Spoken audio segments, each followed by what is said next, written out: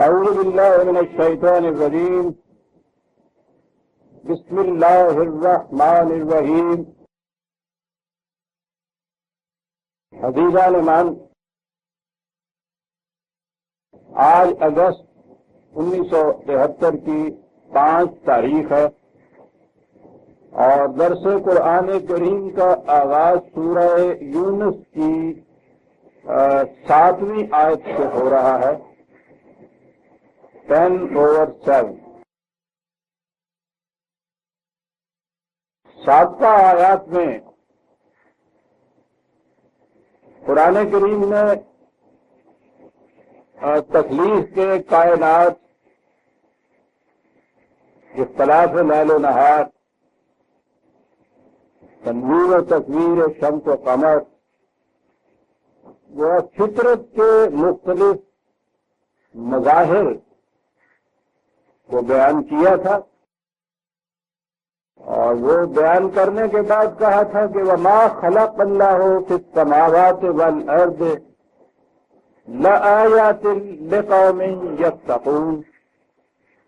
جیسا کہ میں نے 10 کے آخری الفاظ میں یہ عرض کیا تھا، نہ صرف یہ کہ یہ آیہ جلیلہ بڑی عظیم حقیقت کی مظہر ہے، بلکہ قرآن کا یہ ایک خصوصی پہلو ہے، ایک گوشہ ہے اس کی تعلیم کا، جو نہ صرف یہ کہ مذہب کی دنیا میں کہیں اور آپ کو ملتا نہیں ہے، بلکہ پورے مذہب کے خلاف ایک چیلنج ہے۔ اور ایک یہ چیز بھی تھی جس کی وجہ سے میں نے اپنی کتاب کا نام بھی اسلام ایک چیلنج ٹو ریلیجن رکھا۔ اسلام سے پہلے یا نزول قرآن کریم کے وقت ساری دنیا کی یہ کیفیت تھی کہ وہ اس محسوس کائنات کو محض ایک فریب نگاہ، شراب، مایا، الوژن یہ قرار دیتے تھے۔ آپ میری کتاب انسان نے کیا سوچا اس میں اس کی تاریخ دیکھیے۔ پلیٹو نے یعنی افلاطون نے، جو یونان کے حکماء میں سر فہرست جس کا نام آتا ہے، اس نے یہ تخیل دیا کہ یہ کائنات موجود فی الخارج جو ہے یہ موجود ہی نہیں ہے، اس کی حقیقت ہی کچھ نہیں ہے، یہ وجود ہی کچھ نہیں ہے، ہمارے تخیلات ہیں۔ اصل کائنات عالم امثال ہے کسی دوسری دنیا میں، اور یہ تو یوں سمجھیے جیسے کسی شے کا سایہ ہو۔ جو بتایا یہ گیا کہ اس کی کوئی حقیقت ہی نہیں ہے۔ ظاہر ہے کہ جب کسی کی کوئی وجود کی حقیقت نہ ہو تو پھر وہ قابل التفات ہی نہیں ہو سکتی، اس کی اہمیت ہی کیا ہو سکتی ہے۔ یہی چیز تھی فکری دنیا میں آگے آئی، تو اگرچہ فلسفے کے اعتبار سے اسے ہی سکندریہ میں یہودیوں نے اس کو اپنے ہاں لیا، نیو پلیٹنزم اسے کہتے ہیں، نو افلاطونی تصور، اور وہاں سے یہ عیسائیت کا دین مذہب کا جز بن گیا۔ یوں ایک فلسفیانہ بحث نے مذہب کی حیثیت اختیار کی، اور وہ اس طرح کہ انہوں نے یہ کہا کہ مادہ، matter, material world, physical universe, یہ طبی کائنات، اس نے تو کہا تھا اس کا وجود ہی نہیں۔ انہوں نے یہ کہا کہ یہ نہایت قابل نفرت شے ہے، یہ پلید چیزیں ہیں، ناپاک چیزیں ہیں، کیچڑ ہے، دلدل ہے۔ اصل شے اس کے مقابلے میں اسپرٹ ہے، اور جس کا ترجمہ پھر روح کیا گیا، اور میٹیریل مادی کے مقابلے میں اسپرچول ایک اصطلاح انہوں نے ایجاد کی جس کا معنی روحانی ہو گیا۔ عیسائیت میں بھی یہ چیز تھی کہ یہ مادی دنیا قابل نفرت ہے، اسی لیے رہبانیت ان کے ہاں مذہب کی اصل قرار پا گیا، یعنی ترک دنیا، ترک مادہ، دنیا سے دور بھاگنا، ان آلاشوں سے اپنے آپ کو پاک اور صاف رکھنا، گویا دنیا اور ما فیہا کائنات محسوس جو ہے اس سے نفرت اس سے دور رہنا، اس سے الگ رہنا، یہ ان کے ہاں مذہب کی بنیاد قرار پا گیا۔ یہی چیز تھی جو ہمارے پڑوس میں انڈیا میں جو اس زمانے کا دھرم تھا، اس میں بھی اس ساری کائنات کو مایا یا فریب کہا گیا، شراب کہا گیا، اور وہی عیسائیت کا تصور یعنی پلیٹونک نظریہ یہاں بھی کہ ان کا وجود کوئی نہیں ہے، وہی مادے سے نفرت، وہی یہاں سے بھاگ جانا۔ ان کے ہاں بھی اصل دھرم پہلی زندگی کے بعد جو گھریلو زندگی تھی، گرہستی زندگی، اس کے بعد بنداز کی زندگی، سنیاس کی زندگی، اسے انہوں نے دھرم کی زندگی، اصل زندگی، آتما کی زندگی قرار دیا۔ وہی تصور یہاں تھا۔ ساری دنیا میں اس زمانے میں یہ تصور تھا کہ یہ کائنات ایک تو یہ کہ یہ ریئل نہیں ہے، حقیقی نہیں ہے، یہ عالم تصور ہے، عالم خیال ہے۔ اقبال کے الفاظ میں عالم تمام حلقہ دام خیال ہے، یہ سارا یہی تصور ہے۔ آگے چل کے میں عرض کروں گا کہ آپ کے یہاں کا تصور بھی پھر انہی خیالات کا مظہر ہے جن کو مٹانے کے لیے قرآن آیا تھا۔ نزول قرآن کے وقت ساری دنیا میں کائنات کے متعلق یہ تصور تھا، اور وہ جو میں نے کہا ہے نا چیلنج ٹو ریلیجن، قرآن نے اس تصور کے خلاف ایک چیلنج پیش کیا۔ اس نے کہا کہ ما خلق اللہ ذالک الا بالحق، بڑی عظیم حقیقت ہے۔ آپ دیکھتے ہیں کہ قرآن کریم کی ایک آیت کا بھی چھوٹا سا ٹکڑا، اس کا ایک چھوٹا سا لفظ جو ہے، یہ بیک گراؤنڈ اگر آپ کے سامنے ہو کہ اس زمانے میں عالم فکر اور یہ دنیا مذہب جو تھی وہ اس کائنات کے متعلق کیا سمجھتی تھی، کیا عقائد رکھتی تھی، پھر بات سمجھ میں آتی ہے کہ قرآن کیا کیا گیا ہے۔ اس ایک لفظ سے یا چار لفظ جو ہیں ما خلق اللہ ذالک الا بالحق، ان تمام فکری تصورات، مذہبی عقائد کی تردید کر گیا قرآن کہ یہ غلط ہے، کائنات کو بالحق پیدا کیا گیا۔ اور اس کے بعد آپ دیکھیے قرآن کریم میں، یعنی وہ جو میں ایک فکرے میں کہا کرتا ہوں کہ دین نام ہے اس چیز کا کہ فطرت کی قوتوں کو مسخر کر کے انہیں اقدار خداوندی کے مطابق استعمال کر۔ قرآن نے اسے دین کہا، فطرت کی قوتوں کو مسخر کر۔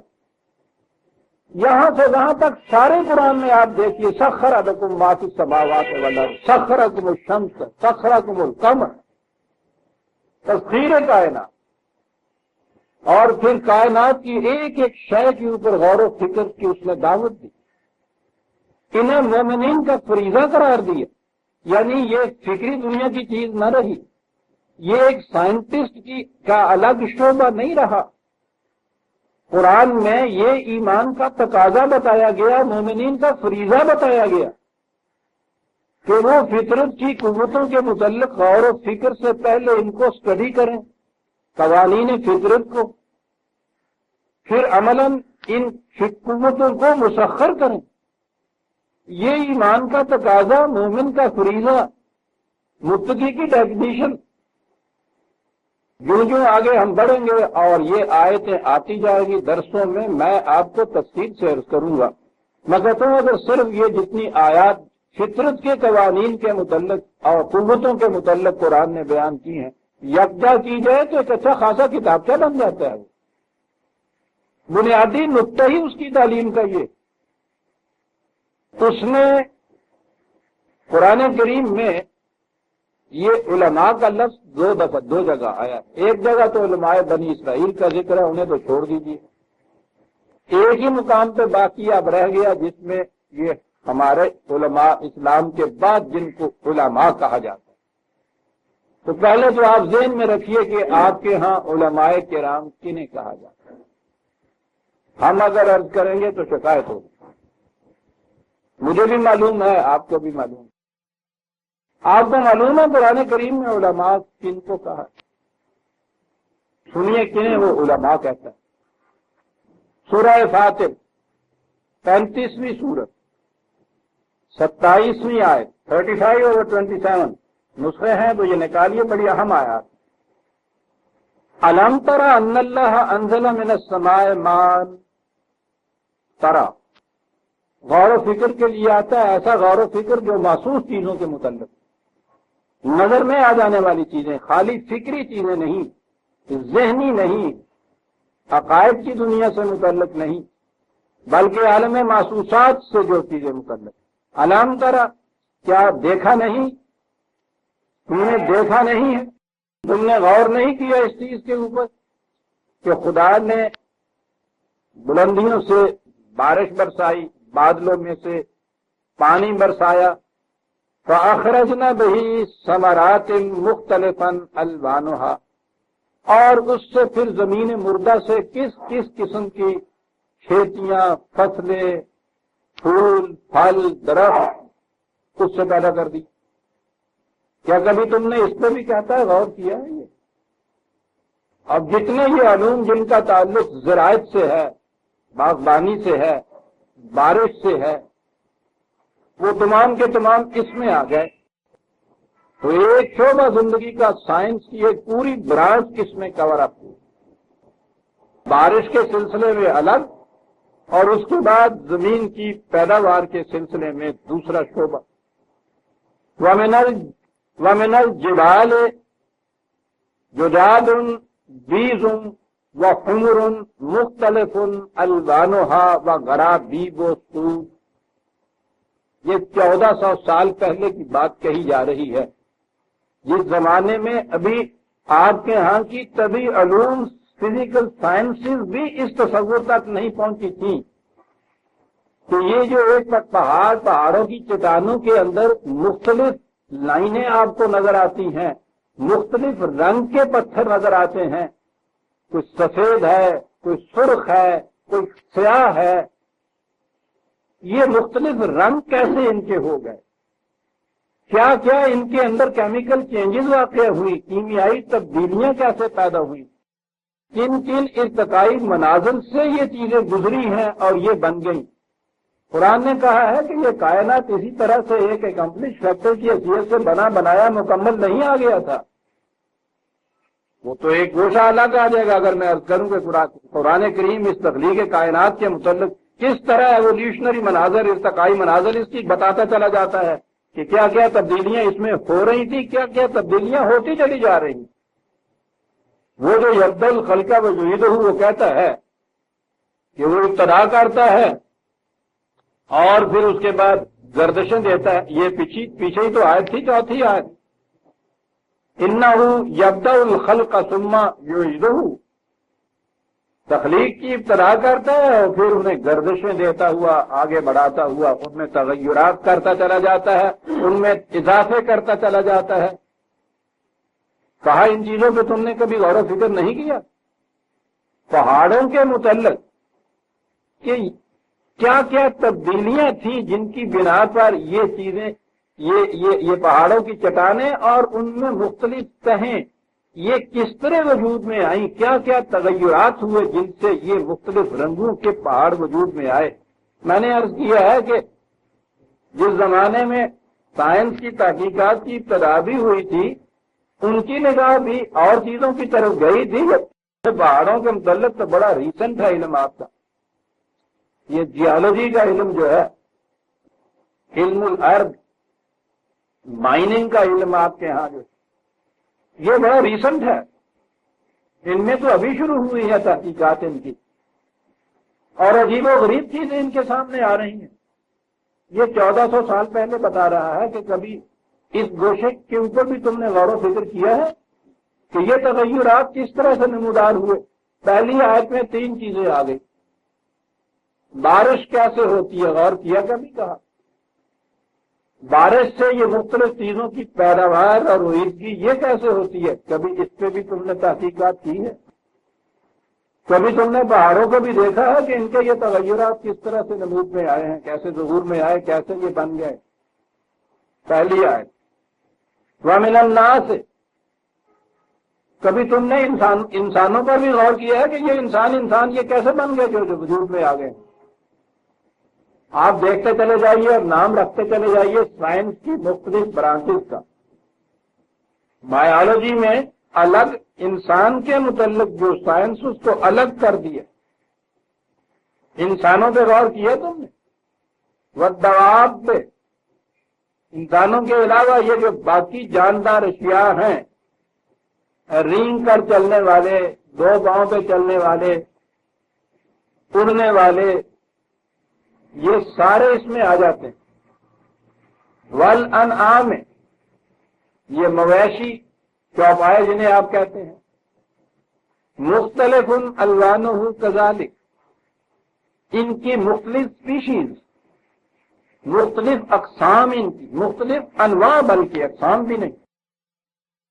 انسانوں کی دنیا، مویشیوں کی، حیوان اینیمل کی لائف، ان کے علاوہ باقی تمام جاندار چیزیں، ان میں سے ہر ایک کی الگ الگ نوع، ان کی اقسام، ان کی سپیشیز کذالک. عام لوگوں سے کہا کہ تم نے ان پہ کیا غور کرنا ہے، اور جو ان پہ غور و فکر ہی نہیں کرتا وہ خدا اور اس کے قوانین کی عظمت کو کیا پہچانتا. کہا اصل یہ ہے کہ ان کی عظمت کو کون پہچانتا ہے، اور پہچاننے والوں کی کیفیت کیا ہوتی؟ انما یخشی اللہ من عبادہ العلماء، اس کے بندوں میں سے علماء کی جماعت وہ ہے، وہ ان کے اوپر غور و فکر کرتی ہے، اور غور و فکر کے بعد ان کی کیفیت یہ ہے کہ خدا کی عظمت کے سامنے تھرتھرا اٹھتے ہیں. وہ کیا بات تھی تھرتھرانے کی. ان اللہ عزیز غفور، یہ دیکھ کر کہ کتنی قوتوں کا مالک ہے، اور اس کے ساتھ ہی اس کائنات کی حفاظت کا انتظام بھی اس نے کیسے کر رکھا ہے. اس کائنات کے اندر جو قوت پنہا ہے، میں نے عرض کیا تھا کہ جو کشش ثقل ہے ان کروں کے مابین، ان میں اگر کبھی 1/100 حصے کا بھی فرق پڑ جائے کسی ایک کرے کی کشش کے اندر، تو یہ سارے قوت ٹکرا کے پاس یہ کرے ہو جائیں. یہ ہے وہ غفور کہ اتنی قوتوں کہ مالک کروں کو قانون کی زنجیروں میں یوں جکڑا ہوا ہے کہ اتنا سا فرق بھی ان میں نہیں آ سکتا. یہ سامان حفاظت ہے اس کا. اور عزیز اتنا بڑا ہے، پھر تو سیدھی سی بات ہے کہ جو اتنی عظیم کائنات کو اس طرح کنٹرول میں رکھے ہوئے ہیں، تو وہ تو اتنا بڑا صاحب عزت، صاحب قوت خدا ہے. کہنا یہ تھا کہ انما یخشی اللہ من عبادہ العلماء. اب یہاں عالم کی ڈیفینیشن ہو گئی آپ کے سامنے. عالم کہتے کسے ہیں؟ علماء ہوتے کون؟ پھر ان کی کیفیت کیا ہوتی؟ مغرب کے سائنٹسٹ، جنہیں ہم عام طور پہ دہریہ یا ایتھیسٹ کہتے ہیں، ٹھیک ہے، ان کی ایتھیزم سمٹ کے اتنی رہ جاتی ہے کہ وہ پادری کے بتائے ہوئے خدا کو تو نہیں مانتے، لیکن اپنے اپنے شعبے میں تحقیق کے بعد جس نتیجے میں پہنچتے ہیں اور جس خدا کو وہ مانتے ہیں، اس کی عظمت کے سامنے پھر واقع وہ سر بسجود ہوتے. کبھی کبھی میں ایک کتاب کا حوالہ دیا کرتا ہوں، دی گریٹ ڈیزائن. اس میں اس کے ایڈیٹر نے کیا یہ تھا کہ یہ جتنے مختلف برانچز ہیں سائنسز کی، یا اس کائنات کے مختلف گوشے اور شعبے جو ہیں، ان کی ریسرچز کے جو بڑے بڑے ائمہ ہیں اس وقت سائنٹسٹ، اس نے ان سے کہا تھا کہ تم اپنی تحقیق کے بعد کس نتیجے پہ پہنچے ہو کہ یہ کائنات یوں ہی اتفاقیہ ہیزڈلی وجود میں آ گئی، یا اس کے پیچھے کوئی ڈیزائن اور پلان بھی ہے، کوئی حکمت اور غائب بھی ہے، کوئی ربط اور تناسب بھی ہے. اس نے کہا تھا کہ آزادانہ میں جواب مانگتا ہوں، تو انہوں نے تو دینا ہی آزادانہ جواب تھا. تو انہوں نے اپنے جو کچھ لکھا ہے اس کے متعلق اس نے اس کو اکٹھا کر دیا. لکھنے والوں میں وہ بھی ہے کہ جن میں سے ایک نے درخت کے ایک پتے کے متعلق، اور جین بھی ہے جس نے فلکیات کے متعلق لکھا. ان تمام شعبوں کے علماء جو ہیں، ائمہ جو ہیں، ان کی تحقیقات کا نچوڑ ان کے اپنے الفاظ میں لکھا ہے، اور ہر سائنٹسٹ اپنی تحقیق کے بعد اس مقالے کے آخر میں اس نتیجے پہ پہنچا ہے کہ میں تو اس نتیجے پہ پہنچا ہوں کہ اس کائنات کے پیچھے کوئی بڑی عظیم قوت حکیم ہے جو خاص نظم و ضبط اور خاص سائنٹیفک طریقے سے اس کو چلائے چلی جا رہی ہے. یہ سائنٹسٹ عیسائیت، ہندوت اور یہودیت کے اس خدا کو کیا مانتی کہ جس کے متعلق یہ تھا کہ 6 دن میں اس نے کائنات پیدا کی، 7ویں دن تھک کے سو گیا. یہ کائنات جو مادی پیدا بھی کی اس نے 6 دن میں، تو ایسی قابل نفرت کہ اس سے چھوڑ کے بھاگ جانا چاہیے. منازع فرماؤ، معاف رکھیے گا بقول انہوں نے بٹا کام کی تھا. یعنی سارا کار نمایاں اس کا یہ کہ وہ کائنات وجود میں لایا، اور کائنات ایسی کہ وہ جس سے بھاگ جانے میں ہی انسان کا شرط ہے. قابل نفرت یا تو وہ ہے ہی نہیں لٹانت، اور اگر ہے تو قابل نفرت. یہ ہے کارنامہ اس خدا کا. وہ اس خدا کو مان کے کر کے کیا؟ یہ تھا تصور جو انہیں دیا ہوا تھا خدا کا. اس کا نتیجہ داریت ہو سکتا ہے، اس کے سوا داریت ہو کیا سکتا ہے کہ یہ تو نے کیا کیا؟ اور سارا کچھ خدا کے کی تخلیق کا مظہر یہی بتایا جا سکتا ہے نا. ساری کائنات کے متعلق یہ تصور یا ہے ہی نہیں، اگر ہے تو قابل نفرت. وہی بات جو میں نے ابھی کہی ہے. تو اس خدا کو وہ لے کے کیا کرتے ہو؟ کہتے کہ یہ خدا اس نے کیا کیتا کی ہے، بنایا کی. معاف رکھیے کہ پھر وہ سردار جی یاد آ جاتے ہیں. جنگل میں چلے جا رہے تھے، وہاں سامنے سے ان کو نظر آیا بہت بڑی کوئی تاجر فطرت ہستی. ان سے پوچھا اس سردار جی نے کہ جی آپ کون ہیں؟ انہوں نے کہا کہ میں واگرو. اچھا، پوچھنے لگے سردار جی پہ واگرو بھی گردے کی ہے گی؟ کہنے لگے ابھی بندے بنا آ گئے. کہنے لگا بنا شرمے آنے کھڑے. بڑی عظیم حقیقت کیا گیا وہ پوری یہ تصور جتنا بھی تھا نا آپ کے ہاں کی اس عیسائیت کا اور رہبانیت کا اور یہ تصور کا عجیب تنقید کر گیا. میں کہتا ہوں عزیز مہمان کبھی سوچیے تو صحیح کہ خدا کا یہ تصور کہ شاہکار اس کا ماحصل اس کا جسے کہا جا سکتا ہے یہ کائنات، اور یہ کائنات اس ایسی کہ جو ناپاک ہے، پلید ہے، قابل نفرت ہے. وہ تو ان کا بس نہیں چلتا، شہروں سے بھاگ کے جنگلوں کی طرف چلے جاتے ہیں. وہ بھی وہ یہی کائنات ہے. لیکن خدا کے شاہکار کے متعلق جو ایک ہی چیز ہمارے سامنے ہے نا، یہ تخلیق کائنات، اس کی کائنات کے متعلق یہ کہ یہ اس قابل ہے کہ چھوڑ کے بھاگ جائے آدمی. اس سے پوچھے تو صحیح پھر اس خدا کو وہ مانا کا ہے کہ لیے جائے بندے بنانا دے ہو نہیں بنانا. معاذ اللہ معاذ اللہ. یہ تھا وہ دنیا فکر اور عالم مذاہب کا کی کیفیت نزول قرآن کے زمانے میں. عزیزان مان، کوئی انسانی فکر اس زمانے میں یہ کہہ سکتا تھا کہ نہیں ما خلق اللہ ذالک الا بالحق؟ کوئی انسانی فکر یہ بات کہہ سکتا؟ فکر سے متعلق ہوتا تو وہ ساری فکر تو یونان کی چلی آ رہی. مذہب سے متعلق ہوتا تو مذاہب تو یہ کہتے چلے آ رہے تھے. کون سا انسان اپنی فکر سے یہ بات کہہ سکتا تھا اس دور میں کہ نہیں؟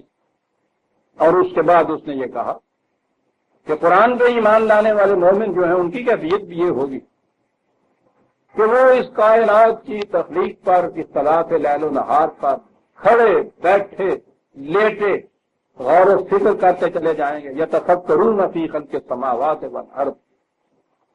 اور اس کے بعد اس نتیجے میں پہنچیں گے کہ ربنا ما خلقت ھذا باطلا. یہ ہمارے نشو و نما دینے والے یہ حقیقت ہے. ہم تو اپنی ذاتی تحقیق کے بعد اس نتیجے پہ پہنچے ہیں کہ تم نے اس کارگاہ کائنات کو باطل پیدا نہیں کیا. یہ ہوا مومنین کا فریضہ کہ وہ اس کائنات پہ تحقیق و تفتیش ہو، انکشافات کے بعد اس نتیجے پہ پہنچے، اعلان کریں کہ تم نے خدایا یہ اس کائنات کو باطل پیدا نہیں کیا، یہ بالحق پیدا کی گئی. یہ تھی قرآن کی تعلیم. اور یہ تھے وہ لوگ جن کو اس نے علماء کہا، انہی کو اس نے مومن کہا، متقی کہا تھا. یہاں بھی تو یہی کہا ہے ان فی اختلاف اللیل والنہار وما خلق اللہ فی السماوات والارض لآیات لقوم یتقون۔ اب آ جائیے آغاز پہ اس کتاب کی پہلا ورق الٹ کے۔ ذالک الکتاب لا ریب فیہ ھدی للمتقین۔ تو آپ نے غور فرمایا کہ یہ کون ہے جن کے سامنے یہ راستوں کی کشاد کرتی چلی جاتی ہے؟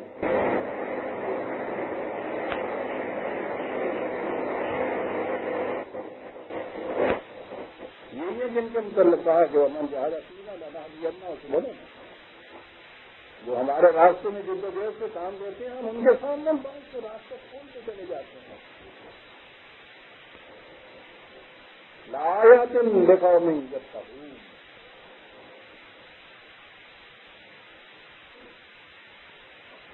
اب یہاں سے وہ خیال سامنے آیا کرتا ہے جو اکثر و بیشتر مجھ سے پوچھا جایا کرتا ہے۔ میں نے اس موضوع پہ بہت کچھ لکھا اور قرآن کا جب مرکزی خیال یہ ہے تو میں کیوں نہ لکھتا اس کے بہت کچھ۔ تو اگر یہی چیزیں ہیں کہ یہ تخلیق کائنات کا غور و خوض، سائنٹیفک ڈسکوریز، انوینشن، ایجادات، تحقیقات، علوم سائنس کے متعلق تحصیل علم، یہ چیزیں اگر ہیں جس کے بعد قرآن نے کہا ہے کہ یہ مومنین ہیں، یہ متقین ہیں، تو پھر تو مغرب کی قومیں جو علوم سائنس میں اتنی آگے بڑھی ہوئی ہیں وہ تو پھر سب سے بڑی مومن، سب سے بڑی متقی ہونی چاہیے نا۔ کیونکہ وہ تو پھر بہت بڑی مومن، بہت بڑی متقی ہوئی نا۔ نظر لگا ہے تو انسان اسی نتیجے کو پہنچتا ہے۔ اقدار خداوندی یا قوانین خداوندی جو ہیں ان کی نگہداشت کرنے والے بھی ہیں۔ متقی کی تو قرآن نے ڈیفینیشن مختلف مقامات پہ یہ کی۔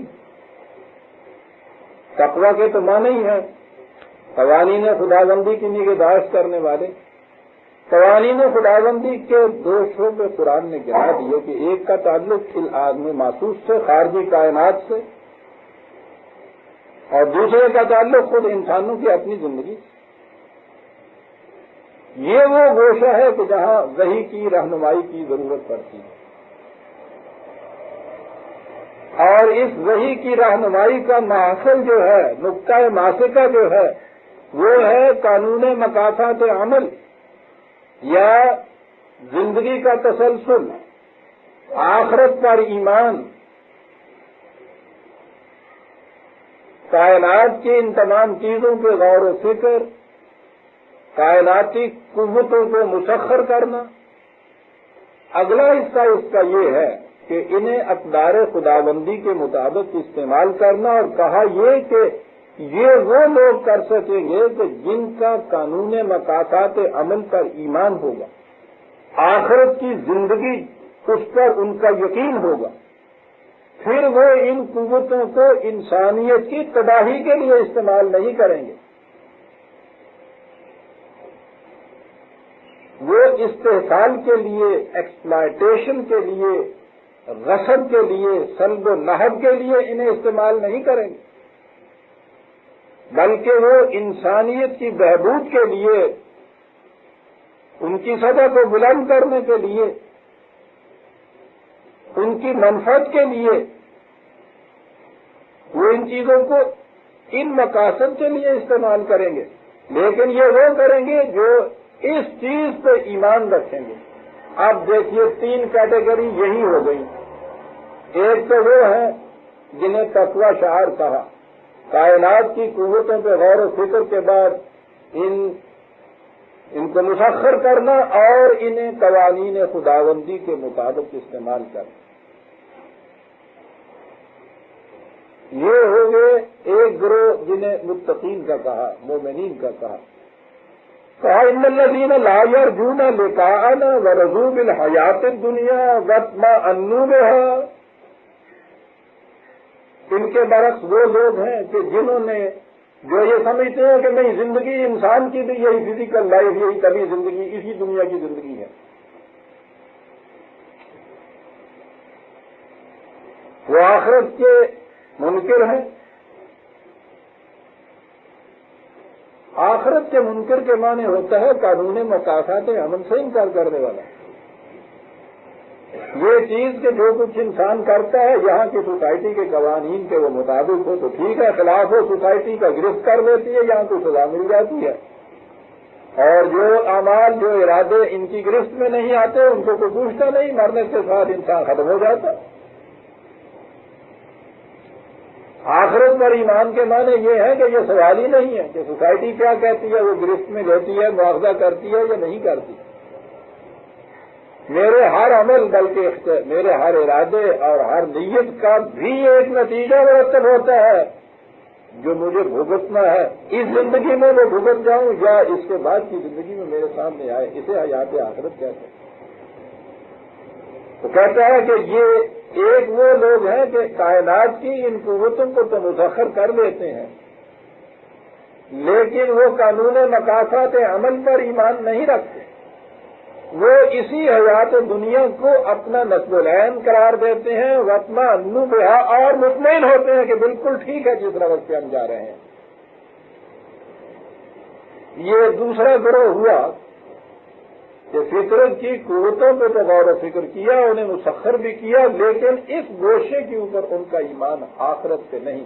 دو آ گئی کیٹیگری. پہلی کیٹیگری فطرت کی قوتوں کو مسخر کیا، ایمان بالآخرت بھی رکھا، یہ تو ہوئے مومن اور متقی. فطرت کی قوتوں کو مسخر کیا اور یہ ایمان بالآخرت اور اقدار پہ ایمان نہ ہوا، حیات دنیا کے لیے ان کو صرف کیا. یہ آگے مغرب کے مٹیریلسٹ جسے آپ کہتے ہیں. اور تیسری کیٹیگری ہے والذین ھم عن آیاتنا غافلون، وہ لوگ کہ جو نہ ان قوانین پہ غور و فکر کرتے ہیں نہ ان قوتوں کو مسخر کرتے ہیں. ان میں کون شامل ہے؟ ہماری بات ہو رہی ہے.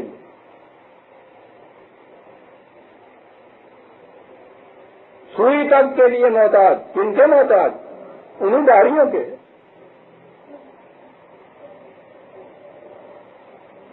یعنی کھڑے ہوئے ہیں صبح شام سرسر ممبر انہیں گالیاں دے رہے ہیں، ان کا ایجاد کرتا لاؤڈ اسپیکر سامنے ہے، ان کی ایجاد کرتا بجلی کے زور پہ چل رہا ہے، اس میں نقص واقعہ ہو جائے وائر کا گلا بیٹھ جاتا ہے غریب کا. تبلیغ کے ذرائع محدود ہو جاتے ہیں، گالیاں بھی دے رہا استعمال بھی کر رہا.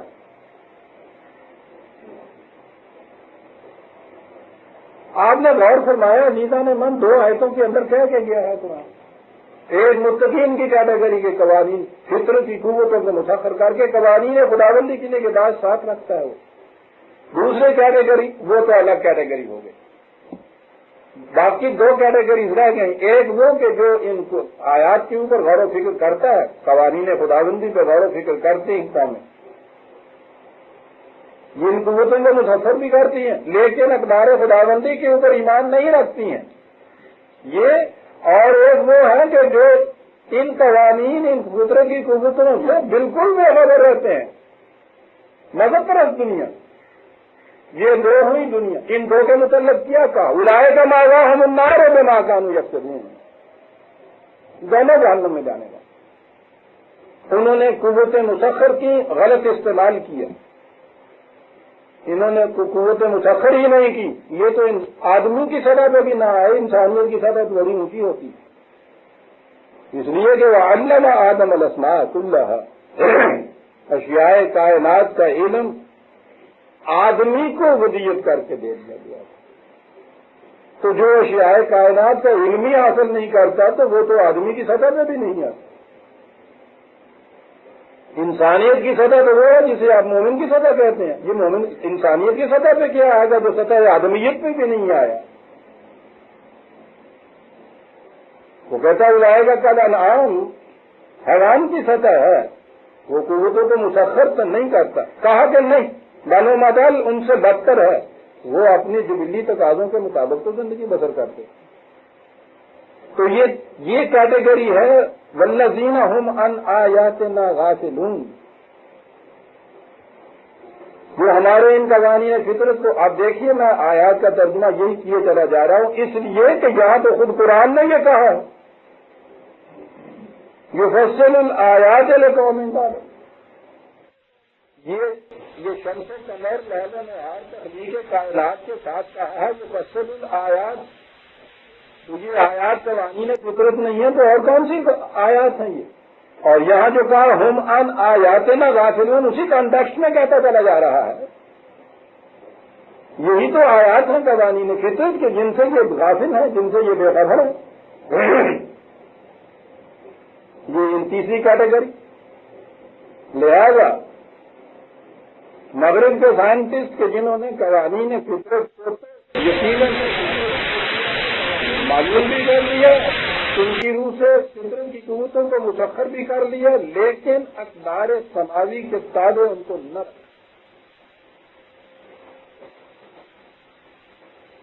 کیفیت ان کی ماواہم النار.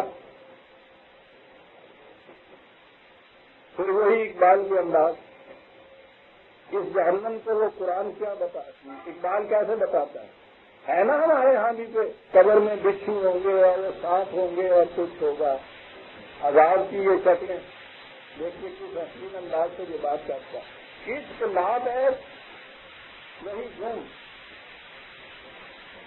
خرد ہی گزندش صورت مار.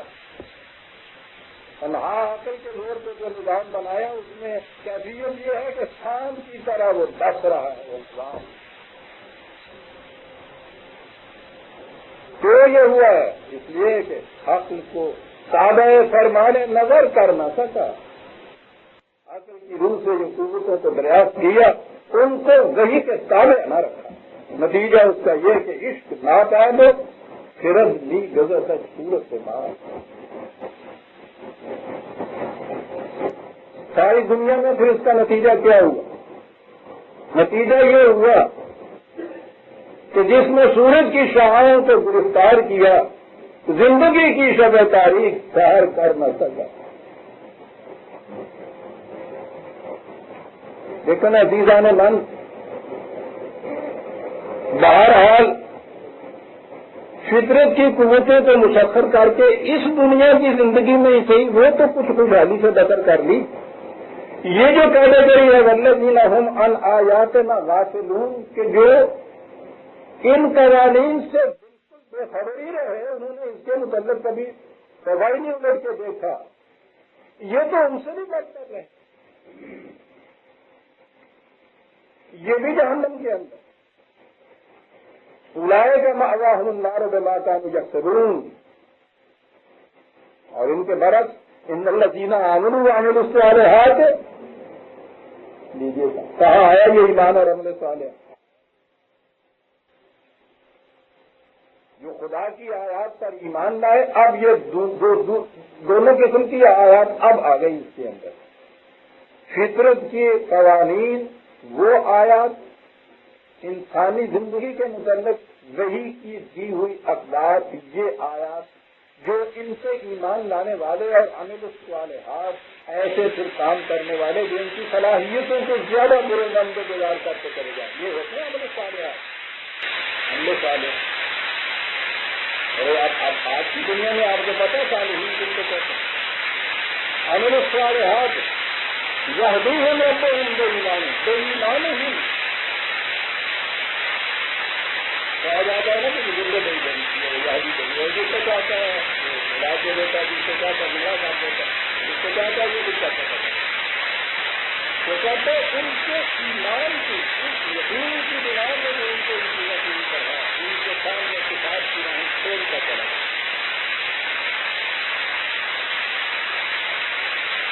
کتنے راستے ہیں زندگی کے جو اس ایمان کی وجہ سے کھل کے کرے گا. وہ دین ہی رکھتا ہوں ایمان وہ خود آپ کی میں کسی دفعہ کہ بلائے بادشاہی ان میں اشیاء کی جہاں یہ سر کیا تھی فقط اس نقطۂ ایمان کی ترقی ہے.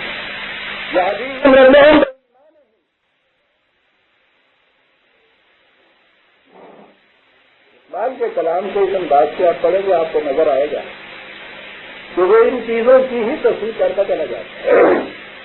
یہ سب کیا فقط ایک نقطۂ ایمان کی تصویر ہے. یہدیہم ربہم بایمانہم. ہوتا گیا ہے ان کے معاشرے کی کیفیت یہ ہے کہ تجری من تحتہم الانہار فی جنات النعیم. شادابیاں، شرابیاں، سرفرازیاں، سمرداریاں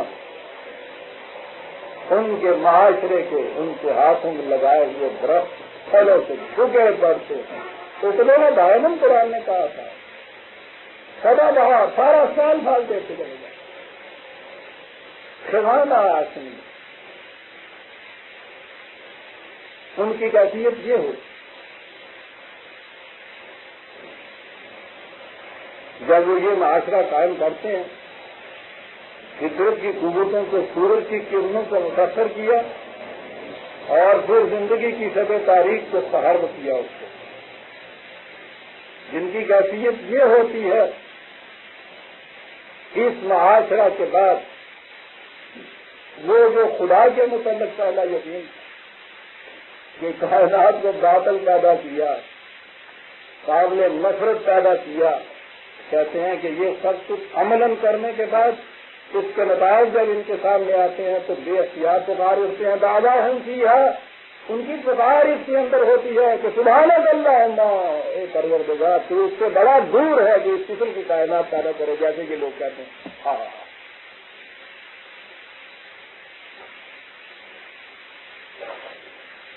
سبحانک تردید کر دی ان تمام عقائد کی جو زمانے کے مذہب میں پھیلے ہوئے تھے، ان تمام فکری تصورات کی جو عالم دانش کے اندر اس زمانے میں عام تھے.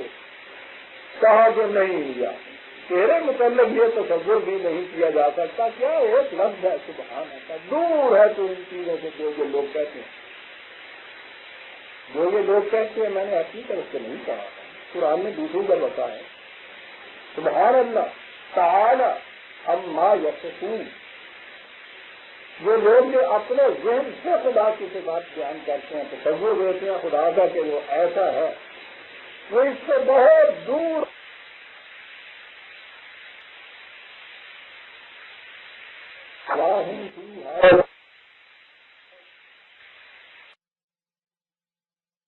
ہمیشہ سب سے سادار اور سمردار رہنے والا نہ آتا. اس میں یہ ان دونوں کے انتظار سے کائنات کی قوت اقدار و خداوندی کے تابع رکھنے سے وہ چیز جسے قرآن نے کہا ہے کہ یاد رکھو کہ خدا الہ السما بھی ہے الہ الارض بھی ہے. سما اور عرض کے اس انتظار سے جو معاشرہ وجود میں آیا تو اس کے نتائج کو دیکھ کے بے اختیار پکار اٹھے دعویٰ ہے پکار بھی ہے دعوت یہ ہے تیرے پروردگار یہ جو بھیجے نا تیرے متعلق بات کر رکھا تو اس سے بہت یہ ایسا خطاب نہیں دیتا. وہ تو خدا کے متعلق یہ تکلیف کر رہا ہے. معاشرہ تو انسانوں کا عادت میں ہوتا ہے. آپ غور کیجیے گا یہ کہا جاتا ہے ہمارے یہاں سے جو جنت وہاں بھی نکال جاتی ہے کیا کرتا ہے مگر کی دنیا میں جس کسی کا جاننا ہوتا ہے یہ عالم میں سنبھال ہو اس میں کیا جنت کا تصور کہاں آتا ہے. اس قسم کے معاشرے کے اندر آپ نے دیکھا خدا کے مطلب جو بات زبان سے آئی اگلے 4 لاکھ تو یہ باہمی معاشرے میں جو تعلقات تھے اس میں کیا ہوگا سبحان اللہ یا تو ہی یہ تو ہم تھی ہے چلاؤ تو ایک دوسرے کے ساتھ ان کا جو باہمی تعلق ہے وہ لفظ اس میں صحیح ہے. دوسرا ہے کہ ہے سلام. ویسے تو تجزیہ جو ہے توحفے کو کہتے ہیں.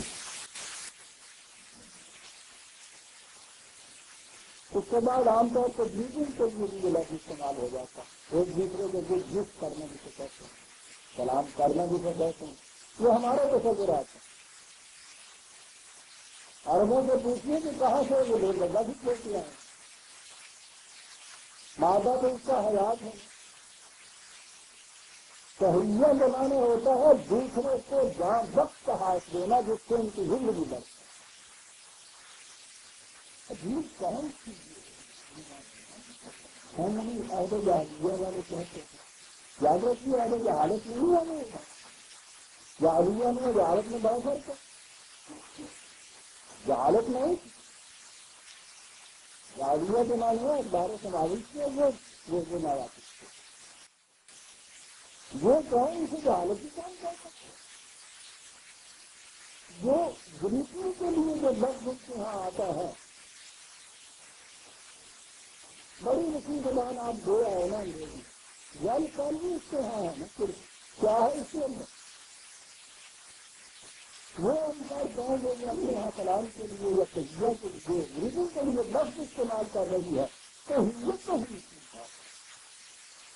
زندگی بخش آدمی ہے. کیا کہتے کلام میری طرف سے پورا امن کلام سے تیرے لیے میں تو تیری زندگی کر رہا ہوں میری طرف سے خطرہ کیا جائے ہدایت کے متعلق یہ تصور کہ جو کچھ عالم انسانیت میں لگا ہے بس شکر کی دنیا نے تیرے متعلق تصور کیا تھا تو میرے نسل میں ہمارے نسل میں نہ دینے والے تو اس سے بڑا غلط تھا وہ تصور.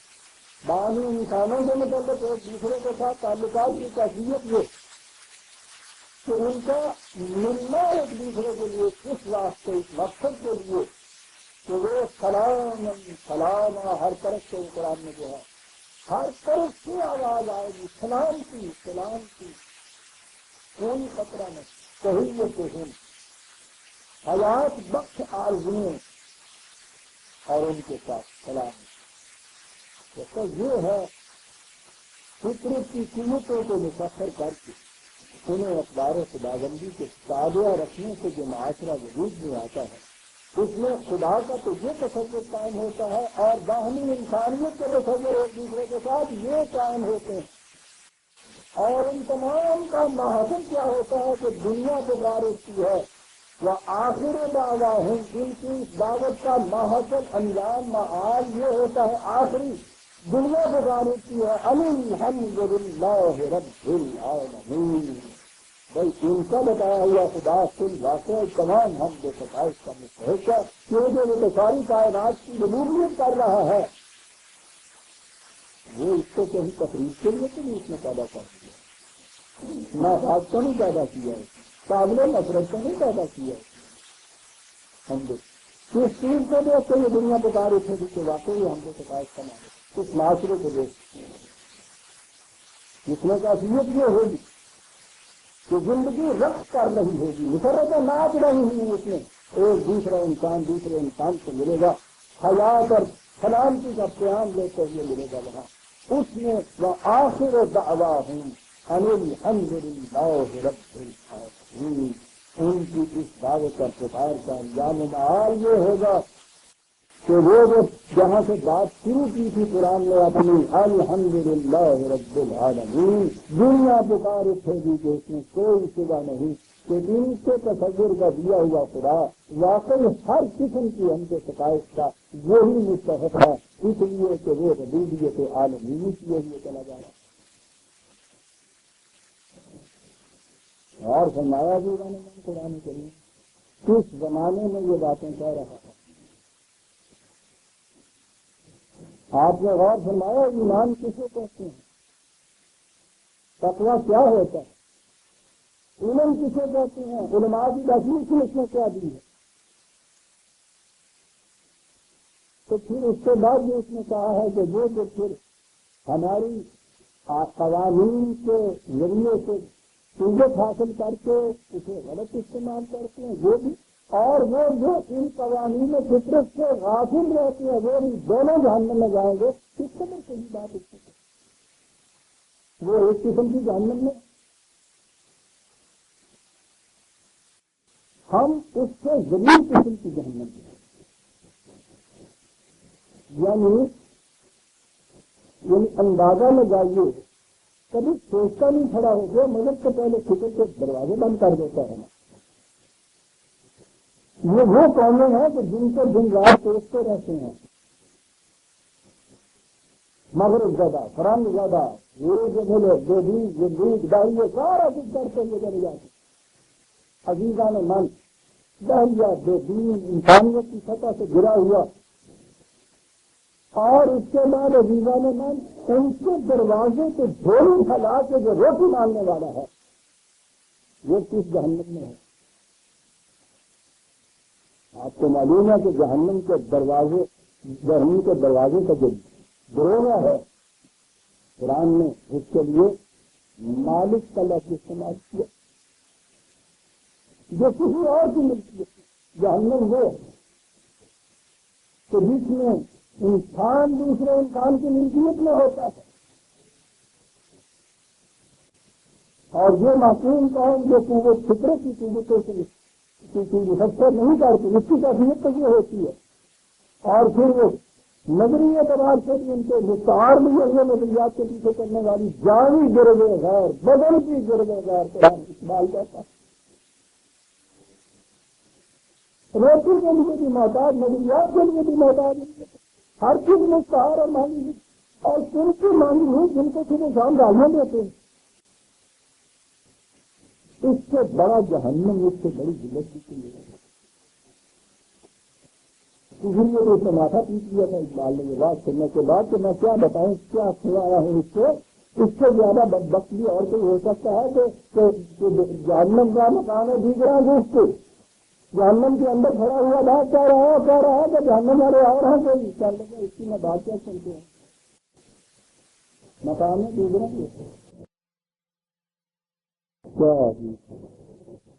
سوال پیدا ہوا کہ اگر یہ ایسے ہی ہیں، یہ جیسے بتایا گیا ہے یہ جہنم میں جانے والے ہیں، تو کیا وہ تو بڑے خوشحال رہتے ہیں، بڑے مرتب یاد رہتے ہیں. آپ اتنا کھاتے ہیں کہ ان کی چچوڑی ہوئی ہڈیاں ہمارے جیسی قوموں کے کام آتی ہیں، پھر وہ ایسے سالتے ہیں. دیکھو نا اتنا بات چلے آپ. ہاں ٹھیک ہے، تمہارے دل میں یہ خیال پیدا ہو رہا ہے. قانون مقاصد عمل کی ایک چیز تمہارے سامنے نہیں ہے. وَلَا يُعَجِّلُ اللَّهُ لِلنَّاسِ الشَّرَّ اسْتِعْجَالَهُم بِالْخَيْرِ لَقُضِيَ عَلَيْهِمْ أَجَلُهُمْ. سمجھے یہ ٹھیک ہے؟ تم چاہتے یہ ہونا کہ انہیں کسی نے غلط قدم اٹھایا اور اس کا ہم نے پڑ دبا دی، ختم کر دی. تم یہ چاہتے ہو نا کہ ایسے ہونا چاہیے. مقاصد عمل کی صورت یہ آج نے یہ کہا ہے کہ جس طرح انسان اپنے لیے، اپنے نشے کے لیے، اپنی منصب کے لیے جلدی مچاتا ہے، یہ بھی سمیٹ میں، وہ بھی سمیٹ میں، یہ بھی سمیٹ میں، اگر ہم اس کے مقاصد عمل کے نتیجے میں بھی ایسی ہی درست اور جلدی سے کام لیتے تو یہ ساری کائنات کا معاملہ مدتی ختم ہو چکا ہوتا. اگر تمہارے معیار کے مطابق بھی سکتا کہا کہ قانون مقاصد عمل میں وہ چیز اور وہ ہے انسان کا غلط روش کو چھوڑ کے صحیح روش کی طرف آ جانے کا امکان ہو سکتا ہے کہ یہ جب اس کی تباہی کے آثار کو دیکھے یا ذرا آگے بڑے غلط روش کے اوپر تو اسے محسوس ہو جائے کہ روش غلط ہے، تو اس کا امکان ہونا چاہیے کہ وہ صحیح روش کی طرف آ جائے. تو ہم نے اس سے کوئی انتظام نہیں لے. انتظام لینے والا تو اس موقع کی تلاش میں رہتا ہے کہ ذرا کسی کا قدم غلط اٹھا اور اس نے فوراً جھٹک دیا کہ بس اب قابو آیا یہ بات. کہا سوال یہ نہیں ہے کہ ہم نے انتقام لینا، ہمارا مقصد تو بچانا ہے انسانیت. غلط روش کی طرف چلتے ہیں، اتنی اجلت سے ہم ان کو پسند نہیں لیتے. بیج کے بونے میں اور اس کے پھل لانے میں ایک محنت کا لگتا ہوتا ہے. پہلی کمپنی جب نکلتی ہیں زمین سے، اگر کسی وقت دیکھ لے وہ کسان کہ غلط بیج بویا گیا ہے، کہا اس وقت ابھی وقت ہوتا ہے کہ وہ صحیح بیج بو دے، پھر اس کی محنت بھی بچ جاتی ہے اور آخر الامر جو اس سے پھر جس تباہی سے سامنا کرنا پڑتا ہے اس سے بھی وہ بچ جاتا ہے، وہ فوراً بھی اس کا بیج بو سکتا ہے۔ اور اگر یہ مہلت کا وقفہ ہی درمیان میں نہ ہو تو انسان تو اتنا جلد باز آتے ہوئے ہے تو پھر تو کوئی انسان بازی نہیں کرتا۔ اسی لیے ہم نے یہ مہلت کا وقفہ رکھا ہوا ہے تو باز آ آپ دیکھیے گا وہ آیت جس میں کہا ہے کہ خدا نے اپنے اوپر رحمت کو فرض واجب قرار دے رکھا، كتب على نفسه، بڑی عظیم آیت ہے، رحمت کو واجب قرار دے رکھا ہے۔ اور معلوم ہے کہ پھر یہ رحمت کیا ہے؟ اس آیت کے یہ پہلے 4 لفظ، اگلے لفظ ہے کہ تاکہ جو لوگ غلط روش پر چلنے کے بعد محسوس کر لیں کہ یہ روش غلط ہے، ان کے لیے بعض آفرینی کا امکان جو ہے یہ ہے خدا نے جو اپنے اوپر رحمت واجب کر رکھی ہے، اسے رحمت کیسے تعبیر کیا گیا؟ یوں ہے وہ رہی غلط روش کے بعد بعض آفرینی کے امکان کے لیے محنت کا وقت ہے، یہ ہے رحمت۔ اور یہ بڑی چیز، بیماریوں سے جو علاج آپ کے ہوتے ہیں کسی وقت سے بناتے ہوتے ہیں کہ بیماری اور موت میں ایک وقفہ ہوتا ہے، ورنہ اگر یہ ہونے لگ جائے کہ جو ہی آپ نے زیادہ ٹھنڈا پانی پیا اور ٹونسل میں گلے میں ہوئی خراش آپ نے اچھا کیا اور آخری سانس ختم، وقفہ ہوتا ہے، مہلت رحمت سے تعبیر کی ہے، کہا یہ اور انہیں اپنے متعلق وہی مذہب کا تصور، کیونکہ یہ دیکھیے نا یہاں بڑے دیندار ہیں لوگ، نمازیں پڑھتے ہیں، روزے رکھتے ہیں، یہ سب کچھ ہے، اس کے باوجود یہ دیکھیے کتنی تنگی کی زندگی بسر کر رہے ہیں، غریبی کی زندگی بسر کر رہے ہیں، یعنی نیک لوگ یہاں اس دنیا میں تنگی کی زندگی بسر کرتے ہیں، یہ لوگ جو بد ہیں وہ بڑے خوشحال ہیں۔ آپ نے ان آیات میں عزیزان من کہیں بھی یہ نماز روزے کا ذکر دیکھا ہے؟ تو کیا یہ رہا ہے کہ یہ جو کائنات کے اندر قوانین قدرت ہیں اور قدرت کی قوتیں ہیں ان کو مسخر کرنا ہے، ان کو مسخر کرنے کے بعد آگے ان کے استعمال کا سوال آتا ہے، مسخر کرنے کے بعد قوانین خدا بندی کے تابع ان کو کرو تو زندگی جو بھی خوشحال، آنے والی زندگی بھی خوشحال، ان کو اپنی مرضی کے مطابق ان کا استعمال کرو تو یہ زندگی بہرحال خوشحال، اور اگر ان سے تم ناراض ہو ان کو ناراض، جہاں بھی مانت وہاں بھی مانت، یہ تو پہلے کیٹیگری بنا دی اس نے، تم اپنے ہی معیار کے مطابق حضور کی تسلیم کرنے لگ گئے۔ تو وہ دیکھیے نا کتنے خوشحال ہے، جہاں دیکھیے نا نیک آدمی اللہ کے بندے، وہ تو ان کو متقی کہہ رہا ہے، وہ جنہیں ہم اس طرح سوچتے ہیں ان کے لیے بھی خدا کی رحمت ہے، اور وہ رحمت یہ ہے مہلت کا وقفہ جو درمیان میں دے رکھا ہے، فَنَظَرُ الَّذِينَ لَا يَرْجُونَ لِقَاءَنَا فِي طُغْيَانِهِمْ يَعْمَهُونَ، ٹھیک ہے، راستہ بھولا ہوا ہے،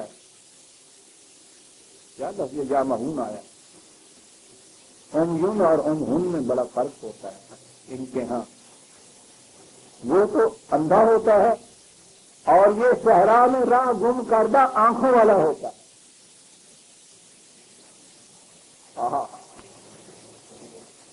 کوئی بات نہیں، صحرا میں راستہ گم کر دیا ہے، احساس ہو گیا ہے کہ راستہ گم کر دیا ہے، آنکھیں ہیں، دیکھ سکتا ہے، اگر پہلے قدم کے اوپر ہم اس کا بیٹلا دبا دیں تو پھر کسی راستے سے کیسے آئے؟ ششدر و حیران پھر رہا ہے، سرگرداں پھر رہا ہے، تلاش حقیقت اس میں اندر جذبہ پیدا ہو گیا اور آنکھیں ہیں، اس لیے اس کا امکان ہے کہ کسی راستے سے آ جائے۔ یہ وجہ ہے جو اتنا وقت تم دیکھتے ہو کہ ان کو اتنا وقت لگ جاتا ہے، یہ ہے ہمارے ہاں کا قانون مقاصد عمل میں مہلت کا جو وقفہ ہم نے رکھا ہے، یہ ہے اس کی لیکن ہوتا یہاں یہ ہے کہ ویزا مسل انسان تو انسان ضرور دانا جنب کیا اور قائم مصیبت میں جب یہ پہنچتا ہے تو اس وقت اس کی کیفیت یہ ہوتی ہے کہ کھڑے بیٹھے لیٹے یا اللہ ہو رہا ہے صاحب پوچھو نہیں، جو گڑا رہا ہے کوئی جلا رہا ہے، وہ خدا تو ایک طرف رہا ہے، وہ بڑے بڑے مٹی اور پتھر کے سونے جو ہیں ان کے اوپر جا کے مچھلیاں کر رہا ہے، مصیبت میں جو پھنسا ہوا ہے اس کی کیفیت دیکھیے جو کہہ رہا ہے لانا جنب ہی اور قائم کھڑا بیٹھا بیٹھا اس کی کیفیت یہ یاد ہو رہی ہے یہ سارا کچھ فلما کا شفنان ہو درہ مصیبت رفع ہو جاتی ہے، مرہ کا علم یا تو اونا مت تو اس کے بعد یوں مجھے کہتا ہے جا سکتا کہ خدا تو یاد ہی نہیں کیا تھا ہی نہیں وہ جب وہ مصیبت رفع ہو جاتی ہے نا تو پھر یہ ہوتا ہے کہ وہ جب ہوا نا تو میں نے تھا پھر اس کے لیے ایسی تدبیر کی ایسی اسکیم لڑی ایک ایسی چال چلی کہ اس کے لیے بڑا یہ کیا تھا تو یہ ایسے ہو گیا، یہی جو اس کی قدرت پسندی انسان کی ہے نا کہتا یہ تو یوں پھرتا رہتا ہے، اس کی تو یہ کیفیت، لیکن ایمان رکھنے والا جو ہے وہ یہ نہیں کرتا، وہ تو پوری زندگی ایک اقبال سے گزارتا ہے، تو راستے پہ چلا جا رہا ہے، اس کے قوانین کی صداقتیں تو یقین ہے، الذین قالوا ربنا اللہ ثم استقاموا، استقامت ہوتی ہے، کرتا وہ کیا ہے، جہاں اس کی کوشش کے نتائج حسب حال نہیں نکلتے وہاں وہ خدا کو کوشنے نہیں لگ جاتا، وہ وہاں کھڑا ہو جاتا ہے اور سوچتا ہے کہ میں نے اس کے قانون کو سمجھنے میں کہیں غلطی کی، اس کو اپلائی کرنے میں کہیں غلطی میں نے کی، پھر سے ریپیٹ کرتا ہے اپنے تجربے، اس کی یہ کیفیت نہیں ہوتی جو ابھی یہ کہا گیا، بھاگ رہا ہے دوڑ رہا ہے اور اس کے بعد خدا فراموشی ہو جاتی ہے۔ استقامت ایمان کی شرط ہے، کسی تجربے کا نتیجہ حسب حال نہیں نکلتا تو کھڑے ہو کے سوچتا ہے اور پھر دوبارہ اس کو ریپیٹ کرتا ہے کیونکہ اسے یقین کہ قانون وہ بالکل برحق ہے جس کے مطابق میں یہ کر رہا ہوں، یہ اس میں کوئی غلط نہیں ہے کہ یہ نتیجہ اس کے مطابق برآمد نہیں ہوا، میری کہیں غلطی ہوئی۔ آپ دیکھتے ہیں کہ یہ لوگ جو آیات خداوندی یعنی قوانین فطرت کا علم رکھنے والے ہیں ان کی کیفیت کیا ہے، نہ زمین پہ نہ آسمان پہ جسے کہتے ہیں نہ چاند پر، سزا میں معلق کھڑے ہیں سامنے، 2 مہینے وہاں گزاریں گے قانون خداوندی کے مطابق، وہاں انہوں نے وہاں سے شکایت ہو رہی ہے تو تکلیف ہو گئی ہے، اس دفعہ کام نہیں چلتا، یا جو پہلا وہ اسکائی لیب تھا کہ اس کے اندر حرارت زیادہ بڑھ گئی، تو یہاں یہ نہیں کہتے کہ نہیں صاحب اس کائنات میں یہاں کوئی اور قانون ہے وہاں کوئی اور قانون ہے، گھبلا ہی مچ رہا ہے صاحب یہ کیا کیا جائے، اس کے اعتماد بالکل نہیں، وہ اپنے لیبارٹری میں سوچنے بیٹھ جاتے ہیں کہ کہیں غلطی ہوئی ہے، انہوں نے کہا ٹھیک ہے ہوئی ہے، اسکائی لیب میں یہ غلطی ہوئی تھی، پیچھے سے 2 آدمی اور بھیج دیتے ہیں، وہ جا کے ٹھیک کراتے ہیں، یہاں ان کو تکلیف ہوئی ہے تو اس کے متعلق یہ کہا گیا ہے کہ 3-4 دن تک انتظار کرو، یوں کرو یہ نہیں یہ کرو، وہاں یہ غلطی ہو گئی ہے یہ کر کے دیکھو، ایسا نہیں ہوگا تو 2 آدمی اور ہم بھیج رہے ہیں وہ کچھ کریں گے، یوں بھی نہیں ہوگا تو کوئی بات نہیں واپس لوٹائیں گے اور ہم دیکھیں گے کہاں کہاں غلطی رہ گئی ہے، اس لیے کہ یہ ہونا نہیں چاہیے، یہ اس خدا کا قانون ہے جس نے کہا ہے وَلَن تَجِدَ لِسُنَّتِ اللَّهِ تَبْدِيلًا، ہمارے قانون میں کبھی تبدیلی نہیں ہوا تھا، اسے ایمان کہتے ہیں دیوانوں میں، انہوں نے کہیں نہیں کہا کبھی نہیں کہا کہ نہیں صاحب قانونی غلط،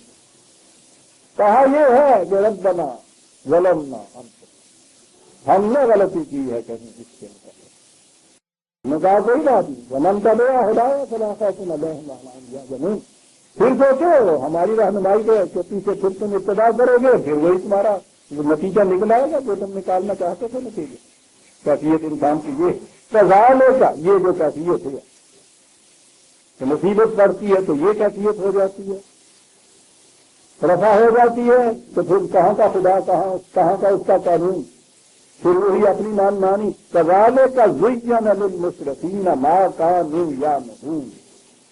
یہ ایک زین کی چیز آتی ہے قرآن میں اور بڑی اہم ہے. وہ عام طور پہ یہ وہاں آتی ہے جہاں پھر تباہیاں آ جاتی. ایک تو کیفیت یہ ہے کہ برائی ہو اور اسے برائی سمجھے. برائی بھلائی بن کے نہ دکھائی دے. یہ وہاں ہوتا ہے کہ جہاں عام معاشرہ تو بھلائی سے چل رہا ہو، کوئی ایک فرد اس کے اندر غلط اقدام اٹھائے، معاشرہ بھی اس کو روکتا ہے، ملامت بھی وہ کرتا ہے، اور اس کے بعد پھر اس کو یہ ملامت بھی ہوتی ہے کہ نہیں میں ہی غلط ہوں، اور یہ سارا معاشرہ ہی اس غلط راہ ہو جائے. اس کے بعد پھر ہوتا کیا ہے؟ پھر ہوتا یہ ہے کہ شاید یہ اس نے اتنی 420 کی ہے اور اس نے اتنا کمایا ہے، میں اس سے زیادہ دگنا کروں گا، 4 گنا زیادہ نہ کماؤں گا. دوڑ یہ شروع ہو جاتی ہے ساری. برائی بن کر دکھائی نہیں دے. قرآن نے کہا ہے کہ جب کسی قوم کے سوء عمل جو ہیں، غلط کام ان کو خوشنما بن کر دکھائی دینے لگے تو پھر انہیں تو نہیں بچا سکتا. مزین اور زینت کے لفظ کتنے عجیب ہیں. کتنی کشش و جاذبیت ہے آپ کے ان غلط کاموں کے اندر جو معاشرے میں ہو رہے ہیں. وہ اتنی بڑی کشش ہے کہ وہ چھوٹی قوت کا لوہا تو بیچارہ اپنے مقام پہ ٹھہر ہی نہیں سکتا. ٹھہرا بھی ہوتا ہے تو کتب نما کی سوئی کی طرح بڑھا رہا ہوتا ہے بیچارہ. بڑے سالر فلاد کی ضرورت ہے ایسے معاشرے کے اندر اس کشش سے بچنے کے لیے عزیزان میں. اسی لیے تو دوام اس کو سکھائی گئی تھی کہ کہا ہو رب بنا ربک اقدامنا، یا اللہ ہمارے قدموں کو جمائے رکھنا. کششیں بڑی زبردست ہیں، جاذبیتیں بڑے زور کی ہیں، مقناطیس بڑے بھاری ہیں. یہ کہاں ہوتے ہیں؟ جس معاشرے میں برائی نہ رہے، اتنی عام ہو جائے کہ وہ کسی نے پوچھے وہ کہتے ہیں سارے یہ کچھ کر دے میں ہی کوئی اروکار رہ گیا میں نے کہنا یاد آ گیا میں نہیں کہنا ہوگا میں بھی پیتا ہوگا میں یہ چاہ کہ میں میرے یہاں پر سن لے آ گئے اور راتوں رات لفظ پت بھی ہو گئے میں نہیں کہہ دے آگے کچھ کرنا دولت ماننا نہ بتا ہے نا اس طرح سے خلاف نہیں کیا جانا میں نے آ گیا کیا واسطے خلاف کہیں ندامت نہیں ہوتی تو وہ بھی غلط کار تھا میں بھی غلط کار نہیں سارے کرنا. یہ ہے وہ مقام جہاں قرآن نے آپ دیکھیے گا بڑے مقامات میں یہ کہا کہ شیطان اس طرح سے مزین کر کے دکھا دیتا ہے ان کے غلط اعمال کو. کذالک زین للمسرفین ما کانوا یعملون. جو کچھ وہ کر رہے ہوتے ہیں ہے غلط لیکن بڑا خوشنما بن کر دکھائی دیتا ہے. انہیں مسرفین کہا ہے قرآن. ہمارے یہاں اطراف سنتا کہ یہی آ گیا کتاب یا حضور خرچی کے معنی میں آ گیا چل گئے یہی ہے نا آپ کے یہاں اطراف میں جو یہاں کہا ہے مسرفین. آپ نے غور کیا کیا بات چلی آ رہی قوانین خداوندی قوانین فطرت کی روح سے فطرت کی قوتوں کو مسخر کرنا اور انہیں اقدار خداوندی کے تابع صرف نہ کرنا. فطرت کی قوتوں کو مسخر ہی نہ کرنا ان قوانین کے اوپر غور و فکر نہیں کرنا. قانون مقافات عمل پر ایمان نہ رکھنا. مصیبت پڑنے پہ کبھی کبھی یہ نظر پرست دنیا کی کیفیت ہے نا مصیبت پڑنے کے اوپر دعائیں مانگنا نظریں منتیں نیازیں وغیرہ یہ سب کچھ کر کرا دینا اور جب وہ مقصد حاصل ہو جائے اس کے بعد سوال ہی نہیں ہے خدا کا کہیے صورت ہو جائے. برائیوں کا اتنا عام ہو گیا نا کہ وہ بھلائیاں بن کر دکھائی دینے لگے مزین بن جائے. کہا وَلَقَدْ أَهْلَكْنَا الْقَرُونَ مِنْ قَبْلِكُمْ لَمَّا ظَلَمُوا. ان سے کہو کہ جب اس سے پہلے بھی اقوام میں یہ کیفیت عام ہو گئی تھی تو پھر وہ قوم میں تباہ ہو گئی. اور فرمایا آپ نے اقوام عالم کی تباہی کے اسباب قرآن کیا بتا رہا ہے. پھر وہ قومیں تباہ ہو گئی. وَجَاءَتْهُمْ رُسُلُهُمْ بِالْبَيِّنَاتِ. صحیح راستے کی نشاندہی کرنے والے، خدا کے پیغامات پہنچانے والے ان کے پاس آئے. وما کانوا لیؤمنون، اس لیے کہ برائی ان کو نظر ہی نہیں آتی. اس قسم کے غلط پیش اور غلط کار معاشرے میں کوئی خدا کا بندہ اگر کسی برائی کو برائی کہتا ہے، آپ دیکھیے تو صحیح اس کا مذاق اڑا دیں. اور مذاق نہ بھی اڑائیں، اگر ظاہرا یوں ہی تھوڑا سا تکلفاً، تو مانتا تو کوئی نہیں ہے اس کی بات. تو ٹھیک ہے، مجھے ایماندار بن کے بھی دیکھ لیا تھا، یہ دیکھا نا اس نے ایمانداری سے دکان چلانی شروع کی تھی، دیکھ لیجیے وہ بیٹھا ہوا سامنے، گھر کی پونجی بھی ختم کر دیتا ہے. کہاں خدا کے پیغام پر آئے تھے، انہوں نے آ کے کہا تھا کہ غلط رہے، آواز آنے لگے میں. اس کے بعد ہوا تھا وَلَقَدْ أَهْلَكْنَا الْقُرُونَ. اب ختم نبوت کے بعد کیا صورت ہوگی؟ رسل میں ہم کہا ہے پیغامات لائے تھے نا وہ، اور اگر پیغام موجود ہو وہی وقت ڈالو. انہوں نے پیغام ہی لا کے دیے تھا. پیغام اگر مکمل، غیر متبدل، محفوظ وہ موجود ہو تو اس کے بعد سوال ہی نہیں ہے کسی رسول یا نبی کے آنے کا. اب تو وہ بات اس پیغام کے پہنچانے کی رہ جائے گی نا. پہنچانے کا فریضہ تو ہر وہ شخص ادا کر سکتا ہے جو اس کے اوپر ایمان رکھتا ہے اور اپنا جو فریضہ سمجھتا ہے. یعنی وہ جو پیغام پہنچانے کا فریضہ تھا نا، اسی لیے نبی اور رسول دو الگ چیزیں صحیح ہیں. نبوت تو پیغام پانا ہے، خدا کے ہاتھ سے پیغام جس کو ملتا ہے، وہ پیغام تو اب نہیں کوئی پا سکتا. وہ پیغام ختم ہو گیا، مکمل ہو گیا، وہ ہے جو ختم ہوئی ہے چیز. اگلی بات پیغام پہنچانا ہے. نبی اس میں دونوں چیزیں یہ ہوتی ہیں، پیغام خدا سے پاتا ہے، پیغام کو پہنچاتا ہے. پیغام پانا ختم ہو گیا ختم نبوت سے کہ کتاب محفوظ و مکمل و غیر متبدل دے دی گئی. پیغام پہنچانے کی ذمہ داری جو تھی وہ اس امت کے سپرد کر دی. تو آپ سوچئے کہ جن کے ذمے دوسروں تک یہ پیغام پہنچانا تھا، وہ خود ہی اس پیغام کو فراموش کر بیٹھے. اسی لیے قرآن نے کہا ہے کہ یہ دوہرا جہنم ان کے لیے ہوگا. اس قوم کے لیے اپنے آزار و آزاروں ہم ان کے جرم اور ان کاموں کے جرائم جو ہے وہ بھی ان کے ذمہ لگائے جائیں گے کہ تمہارے پیغام نہ پہنچانے کی وجہ سے ان کی یہ کیفیت تھی. یہ شہادت جو ہے الفت میں قدم رکھنا ہے. عزیزان من، چھوٹی بات نہیں ہوتی کسی کا پیغام دے کے میرا سنیا اتنے جا نہیں گئی. پتہ آیا اگر وہ بیماری کی خبر آئی ہے یہ اس کو پوریا جا کے دے دینا، یہ بچ جائے گا. آپ ذمہ داری لے لیتے ہیں اس کو پہنچانے کی،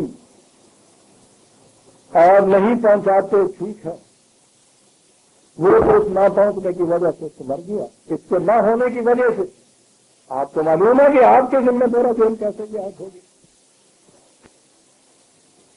دوہرا ہی جرم ہے نا، جس لیے دوہرے عذاب میں مبتلا. قرآن نے کہا ہوا دوہرا عذاب. اپنے ہاں بھی ہم ذلیل، دوسروں کی نگاہوں کے اندر بھی ذلیل. دوہرا عذاب ہے ان کے ہاتھوں سے ذلیل عزیزان. وہ پھر یاد آیا کرتی ہے مجھے اس پہلوان کی بات. پہلے دن جب اس کا شاگرد چلا ہے کشتی لڑنے، دنگل لڑنے کے لیے، تو اس نے کہا تھا اپنے شاگرد سے، اس نے کہا کہ استاد جی کوئی نصیحت کر دی ہوتا ہے. میں کہا بیٹا ایک کی نصیحت ہے، دعا یہ مانگنا کہ یا اللہ جے میں ٹٹنا ہے گا تو کسی ایسے دے ہاتھوں ٹٹھا جن نے پہلے بھی کسی نے پایا ہوئے، جس مرنے میں پہلی باری میں نہیں پایا ہوئے گا. ٹٹنا تو ہے گا، وہ کلیم کی جڑی ہوگی وہ قابل برداشت نہیں ہوگی. عزیزان من، تھی انہوں نے بیٹھو بیٹھو جنہوں نے دنیا کی کبھی اپنی تاریخ کسی نے نہیں پایا. اسرائیل اور ہندو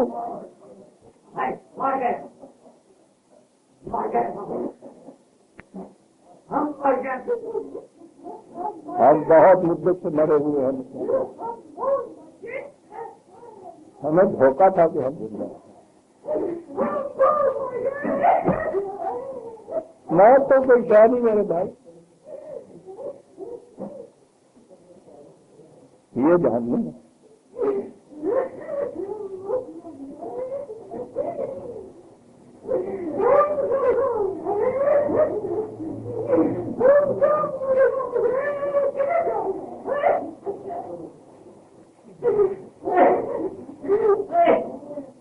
نہیں آگے آتی ہے بات. کہا سن لیا اقوام عالم کے ساتھ کیا ہوا ہے، تاریخ آ گئی سامنے تمہارے. معلوم ہوا کہ قوموں کے ساتھ کیا ہوا کرتا ہے. پہنچ گئے پیغامات خداوندی تم تک. یہ کب کہا تھا عزیزان من قرآن نے؟ عزیزان من غور سے میری بات سنیے. یہاں کب کہا تھا قرآن نے؟ قرآن نے اس چیز کو کہا تھا 14 اگست 1947 کو کہا تھا کہ سننا جاننا تو خلاف سے گھر میں ممباد ہونے نہیں ضرورت کہا تھا معلوم.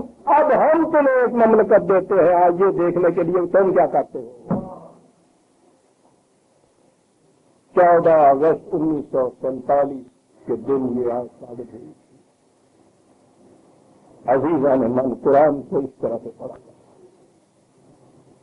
یہ 1400 سال پہلے آیت نہیں نازل ہوئی. دیکھتے ہو کس کنٹیکسٹ میں یہ آیت آئی ہے، کیا چیزیں پیچھے سے چلی آ رہی ہیں. اللہ سے بس کی بات نہیں تھی قرآن کو سمجھنے کا، جو کہتا بے رب بے رب زون بے رب. کس کنٹیکسٹ میں چلا آ رہا ہے اللہ کیا کیا گناتا چلا آ رہا ہے. دیکھا قوم میں کیسے تباہ ہوا کرتی ہے. یہ سب کچھ کہنے کے بعد کہا 14 اگست کا اعلان. یہ مسلمانان پاکستان سن لو، آج سننا جالنا تم خلائق فی الارض من بعدہم.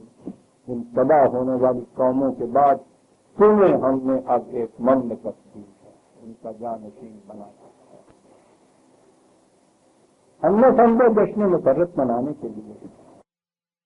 اس نے مبہم نہیں رکھا اس بات کو کہ کیوں یہ مملکت ملی ہے. عزیزان من 4 لننظر کیف تعملون، تاکہ ہم دیکھیں کہ تم کیا کرتے. جنہیں یہ سب کچھ بتا دیا جائے ان کے لیے میں سمجھتا ہوں کہ مہلت کا وقفہ بھی کچھ وہ لمبا نہیں رکھتا. ان کے لیے لمبا رکھتا ہے جن کو کچھ پہلے بتایا ہوا نہ ہو، پھر پہلے بتاتا ہے، پھر اس کے لیے مہلت کا وقفہ دیتا ہے. جنہیں یہ چیز بتا دی گئی ہو ان کے لیے مہلت کا وقفہ بھی لمبا نہیں ہے. لننظر کیف تعملون. جی ہاں، عظیم آیت پہ درس آج کا ختم ہوتا ہے. 14 اگست 1947 ہر 14 اگست کے اوپر ہم جشن آزادی مناتے ہیں. 14 اگست کو منگل کو آئے گی. 12 اگست کو اتوار آئے گا، ہمارا برس کا دن آئے گا. اگلا برس کا دن جو ہے اتوار 12 اگست. کسی یوم آزادی کی نسبت سے اس میں میں نے ایک خصوصی درج اپنا رکھا ہے اور اس کا عنوان ہم نے رکھا ہے کیا ہم آزاد ہیں قرآن کی روشنی. آپ کو معلوم ہے میں تو عملی سیاسیات میں حصہ نہیں دیتا، میں تو قرآن بتانے کے لیے قرآن کا مبلغ. مجھے تو ہر معاملے کو قرآن کی روشنی میں دیکھنا. ٹھیک ہے 14 اگست کو ہمیں ایک مملکت ملی، ہم آزاد بھی ہوئے. ٹھیک ہے ہم سیاسی اعتبار سے آزاد بھی ہیں، تو ایک اور بھی تو گوشہ ہے دیکھنے. اور ہمارے لیے تو وہی گوشہ تھا، ہمارے لیے تو وہی شمع تھی جس میں ہم نے دیکھنا چاہیے تھا کہ ہم آزاد ہیں یا نہیں ہیں. وہ کسی آزادی کہتا ہے؟ کیا ہم قرآن کے معیار کے مطابق بھی آزاد ہیں؟ مجھے اس آزادی سے انکار نہیں، مجھے اس مملکت سے انکار نہیں. میں خطہ زمین کی حفاظت کے لیے جان تک دینے کے لیے بھی تیار ہوں. یہ سب کچھ میرے طالب علم میں قرآن ہونے کی وجہ سے یہ دیکھنا مجھ کو ضروری ہے کہ کیا قرآن کی روح سے بھی ہم آزاد ہیں. اور یہ عنوان ہوگا عزیزان من اگلے اتوار کے درس کے خصوصی درس کا میرا، ذرا بہت سے دوسرے لوگوں کی آمد کی خاطر اس میں وقت جو ہے